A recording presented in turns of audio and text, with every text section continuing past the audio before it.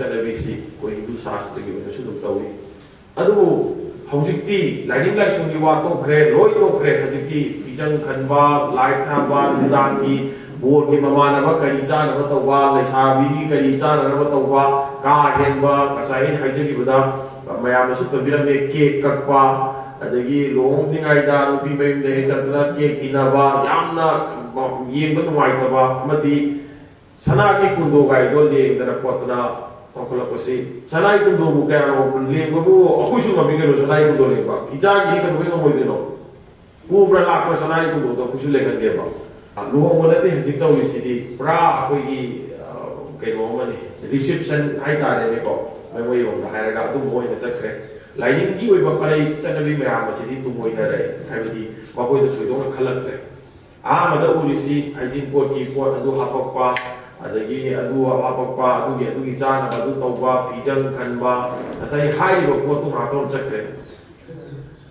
सीबा हाइबा पोटुदी ताइपानदगी त्याग तौना थादोख्रबलेबा सीवाइदि लोइरे अमोन लोइरे पुंसीदि पुल हाइबसिदी नौना युबान बिलिबा नुपा अमदि नुपी अनिदोगी पाइदगी मंगोल ओइदबगिदमक्ता पाइदगी तुम सांग चक्कदोरिबा नौना खुंधाबा नुमित अमनेबा अइगी फिलोसॉफी हाइदा वकलोन हाइबा तारे तुमना खुंधादोरिबा महाकी पाइदगी लुरबा नुमितुदी लाइरम तिलम खंगना नियोमिदी खंगना चलगदी तुंगदा सोइगदबा नागदबा अवाना तागदबा इचा इसु ओइना पोलकदबा अनांगा अफबा नुंगाइ ओइनबा हाइदना लाइसोन तिसोन तौदना ब्रतना चिंबा कटलगा मददैदा लुगोंबगी चलबीसी कोई हिंदू शास्त्र की वजह से दुख तौई अदुबु हौजिक्ति लाइनिंग लाइसुंगी वा तोखरे लोई तोखरे हजिक्ति बिजंग खनबा लाइट थाबा नुदांगी बोर की ममानबा करी चानबा तौबा लैसाबीगी करी चानबा तौबा का हेनबा कसाइन हाइजगिबदा मयाम सुपबिरमे केक कक्पा अदगी लोंगनिंगाइदा नुपी मयमदे चतना केक इनाबा यामना येंबा नुवाइतबा मति सनागी कुंदो गाइदो लेंगदना कोतना तोखलपसी सनाई कुंदो बु क्या लेंगबु अखुसु ngamiगेलो सनाई कुंदो लेंबा इजागी कदबे ngमोइदिनो उब्रा लाखो सनाई कुंदो तो खुसु लेगनगेबा अदुबु चनरिबा सोसाइटी की चनबी हाइबा म लेरिबिना मदु कांथोगा इने सना तोबदो लालिसे कनादो सोसाइटी रो लालिब्रा नत्रगा भाग लालिब्रा अदुना अइगी वकलोंदा हाइजे तारगदी कुंदो लेनांगो करिगिदमक्ता लुहोंबदा अखनना माबो कुंदो खके हाइबनो नत्रदी कुंदोगा माना बैजम जब लेयगो वमसु अदुम लेंबे याय लुहुना बियाय अहलमन लाई गुरु सिंह माइचों सिंह ताकरबगी मतुंगिना कुंदो लेरांग सिंगे लेरांग अथोइबा कुंदो लेरांग हाइबो पोसे करिगिदमक्ता लुहोंबा हाइबो पोसिदा चंदियादबा पोरमो सिनरिनो हाइबसे सिसु ज्ञान ताबम थोएब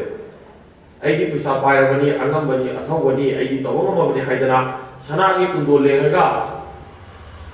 अखोइगे बोर्ड हुको कोट हाइबदुदी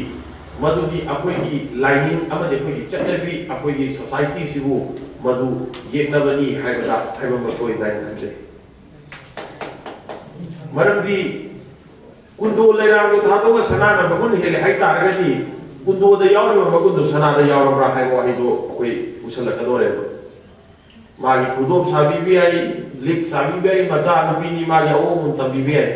अदगी हिदोरतना कुंदो ले खलागदी हये मागी दना थिंद्रगा आई दना थिंबिरेसे कइनो हाइबो वाम जोरकनेबा मदुना कइ ओइरे मदुना चलबी मदु कोइ सियाय मदु चलबी अखोइगी सोसाइटी जिन चलिबा नीति नियम म्याम सि होजिक लेलिबा इयोल दनते लेलिबा मयाम सि पुंझलगा Govindaji temple board Sanamahi temple board उद्रा संघे लेलिबा संस्थान पुनमक्सिदा पुंझलगा लुहोंबा अमदी अखोइगी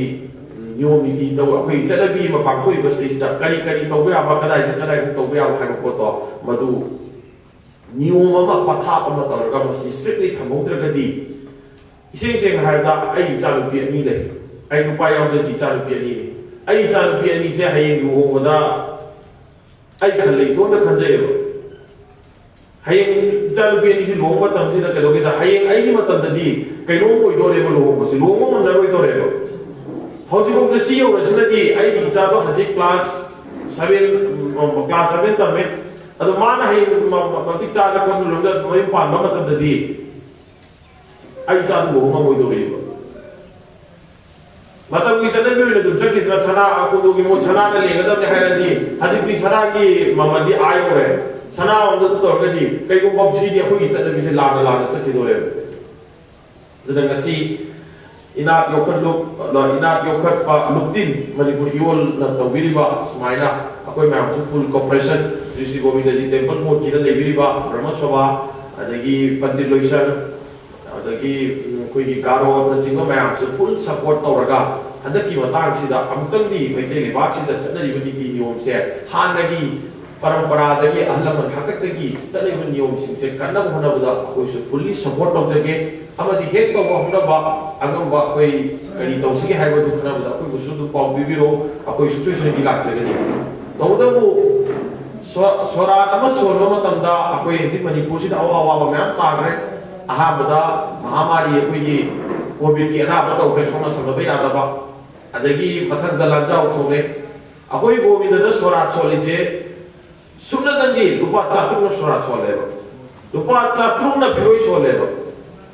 lairoi si posi lupa chatung na sora chole lupa chatung na phiroi chole ba kana go na lising ya kai tara ko jang na phiroi chole ba adu chane bi di am ta kai ye ba kuisu lupa chatung na sora chole ya ra gati kada bo ya sumna kan su lupa chatung na sora chole ya ro ti no hai ba pura maksidi nyoi ba ko gi lila ga ta ni nyoi ba ko na sa na ba ko na ta ni isona ka da so ai legendary ai ya kam khara sina isin khujo amasina kalaga ai ipa gi na daga ai ima gi atma do madu gi shrafa kan ma pang thok che ai matam da